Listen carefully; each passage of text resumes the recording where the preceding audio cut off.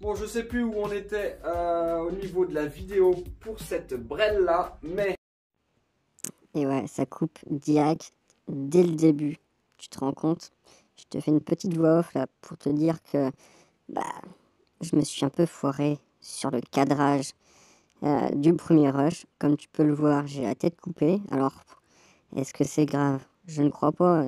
Il n'y a que le haut de la tête qu'on ne voit pas. Et honnêtement, c'est pas le plus intéressant. Allez, je te laisse avec la suite de la vidéo. Bip. Dis-toi que le moteur a été remis à neuf, carter neuf, cylindre piston neuf. Qu'est-ce que j'ai mis neuf? Plein de petits trucs, forcément. Les roulements, les joints speed, les joints, la bougie. Et là, je suis sur le remontage. On va faire ça en speed. J'ai pas mal de câblage à faire aussi parce que le starter avait été mis sur le décompresseur. Le décompresseur, lui, il avait le starter. Enfin bref, il y a plein de choses inversées. Le câblage, ça passait mal, c'était pas très joli. Enfin, voilà, tout un tas de rangements au niveau gain. Comment ils appellent ça, les informaticiens là? Du cable management. Je continue à remonter tout ça et j'espère qu'à la fin de cette vidéo là tu l'entendras craquer parce que il y a quand même un petit moteur neuf, hein. Un petit moteur neuf, ça serait sympa que ça tourne. Allez, je te laisse, j'essaie de faire des timelapses et je reviens de temps en temps dans la vidéo pour t'expliquer un peu ce que je fais.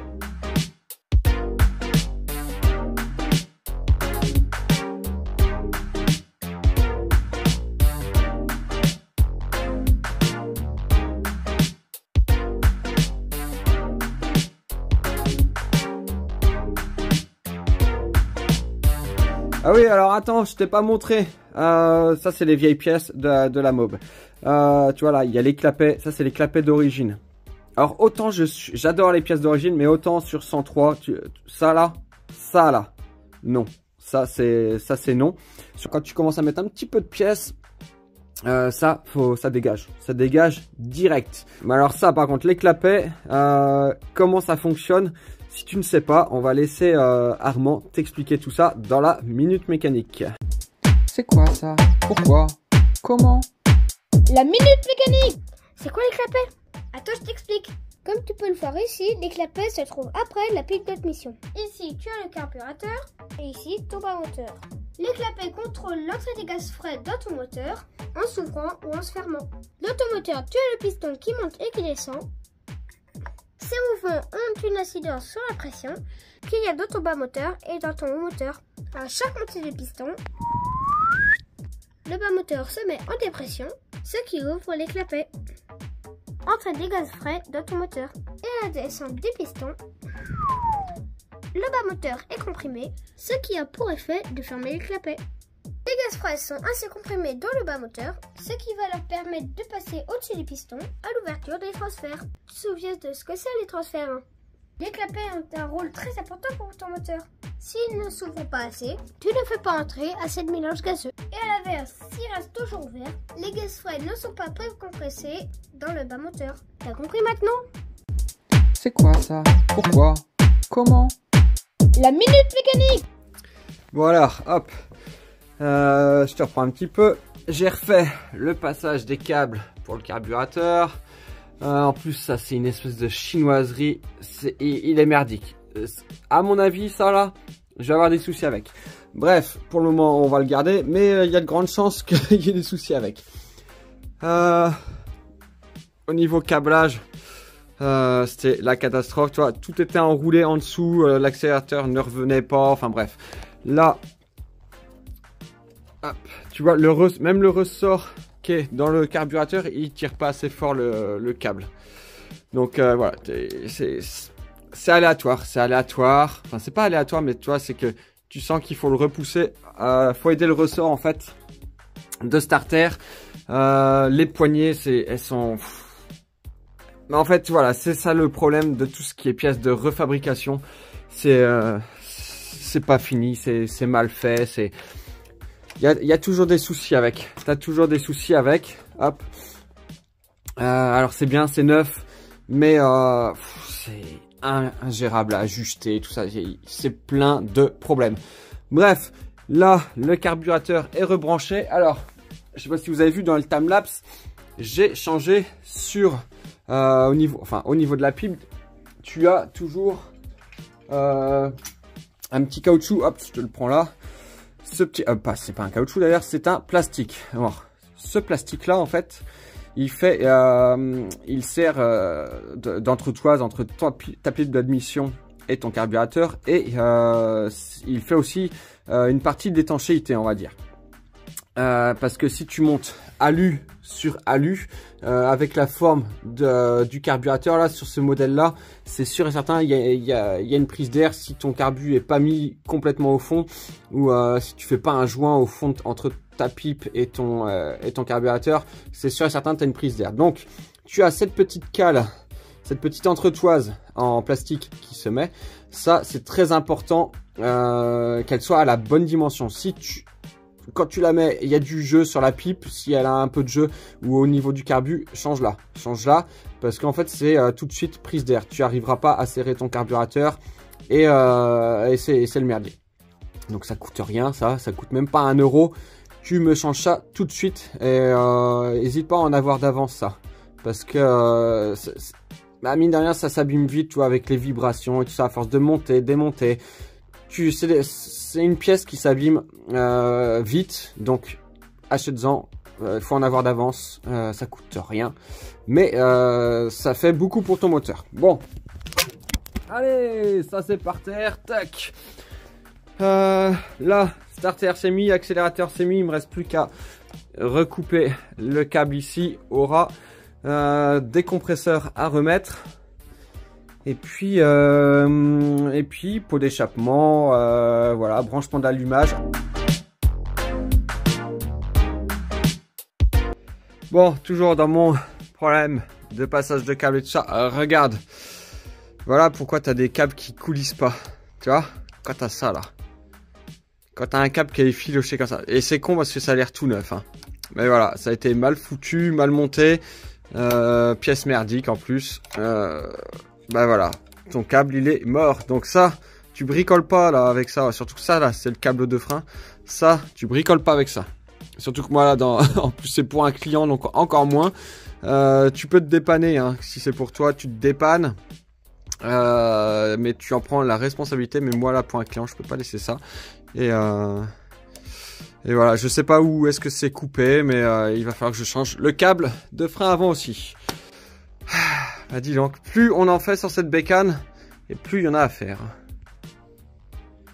Tu vois, hop, allez, petit focus, attends, je vais me mettre là. Regarde, tu vois ce que ça fait au niveau du câble. Une fois que ton câble il est coupé, alors, pour ceux qui connaissent pas comment c'est foutu un câble de frein, hop, par exemple là, tu vois en fait c'est plein de petits câbles qui sont enroulés les uns contre les autres. Il suffit qu'il y en ait un qui pète, et en fait à l'intérieur de ta gaine, ben voilà, ça fait un espèce de schmilblick qui fait que ça bloque, et ça c'est surtout sur du frein, c'est dangereux. Si t'en as un qui commence à péter ou qui bloque et tout ça, enfin bref, ça reste quand même sur le freinage, donc il n'y a pas à tortiller du cul pour chier droit. Là on change tout ça. Putain. Bon bah voilà, c'est redémarré. Je vais laisser tourner un petit peu comme ça. Le moteur prenne la température. Et il a fallu que je la pousse pour qu'elle démarre. Au kick, elle démarrait pas. Par contre, je pense que le carbu, c'est mort, comme je disais. Le carbu est mort. Enfin, il est tout neuf, mais en fait, on peut faire aucun réglage dessus. Et je sais pas, au niveau carburation, là, c'est complètement merdique. Je pense pas qu'elle tournait très bien avant cette grêle. De toute façon, quand le client l'a acheté, je pense que le carbu avait été remonté dessus comme ça, vite fait, pour la faire tourner.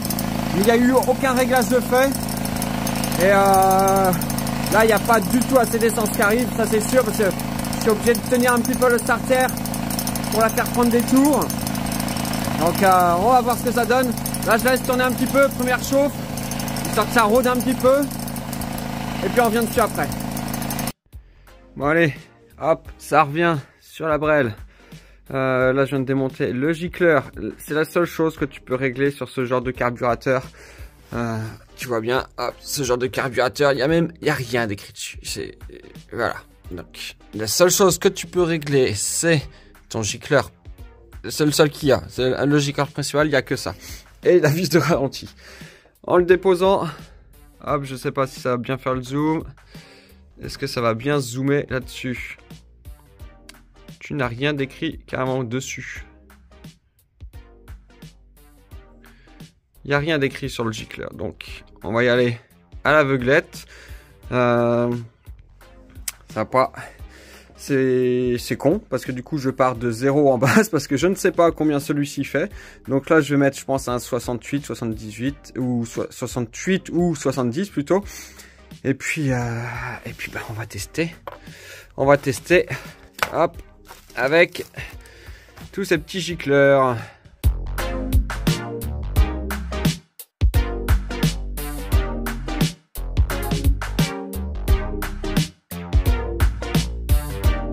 Bon voilà, j'ai fait un petit essai, un petit tour d'essai avec gicleur de 72 dessus. Gicleur de 72. Alors, elle est encore un peu creuse dans le bas. Mais par contre, elle monte très très fort. Elle monte très très fort. Comment ça s'appelle? Le carburateur. Là, il fonctionne comme ça. Je ne vais plus y toucher. En fait... Le principe d'une préparation moteur, ou même déjà le principe d'un moteur. Si d'origine il fonctionne correctement, il a été étudié pour fonctionner d'origine correctement, il ne faut pas y toucher. T'y touches pas, ça marchera, c'est très très bien comme ça, faut pas y toucher. Quand tu commences à mettre un peu de pièces, il va falloir par contre que tu mettes les bonnes pièces. Là, il y a un petit pot. Il y a une petite admission qui pourrait être sympa parce qu'on est sur du diamètre 15, donc ce qui correspond à ce genre de montage, hein. Moteur type origine avec juste un pot et un carbu 15, sauf que là tu n'as aucun réglage sur ce carburateur. Moi j'aime pouvoir au moins faire des réglages au niveau d'un gicleur de ralenti, et puis au moins un gicleur, enfin au moins ces deux gicleurs là, le ralenti et le principal, pour avoir quelque chose. Si en plus il y a un gicleur de progression, c'est top. Au moins tu peux vraiment travailler sur tous les régimes de la mobilette. Allez, je lui remets un frein avant là, et puis je vais faire un petit tour avec, et puis après on appellera le client.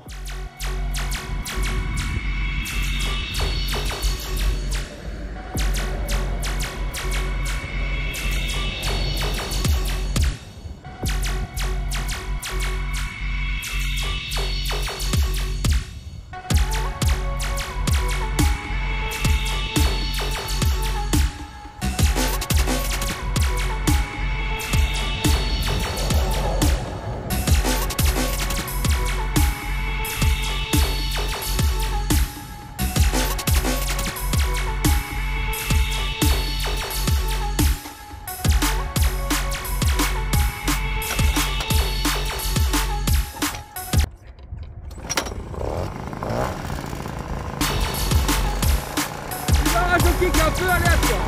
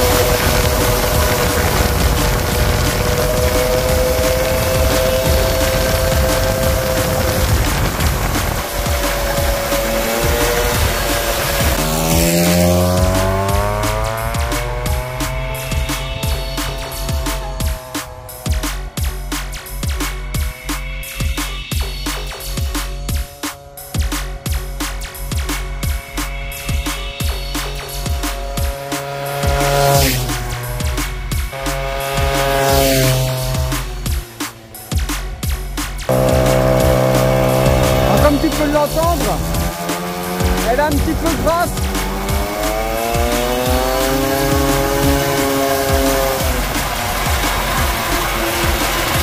Bon, quand elle redescend en régime, elle est un petit peu haute, elle a un petit peu de temps à redescendre en régime.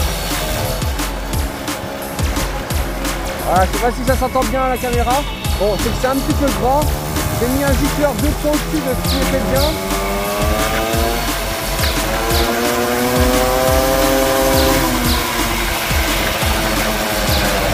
Voilà, tu vois, à la décélération, quoi, elle reste un petit peu accélérée un peu plus longtemps.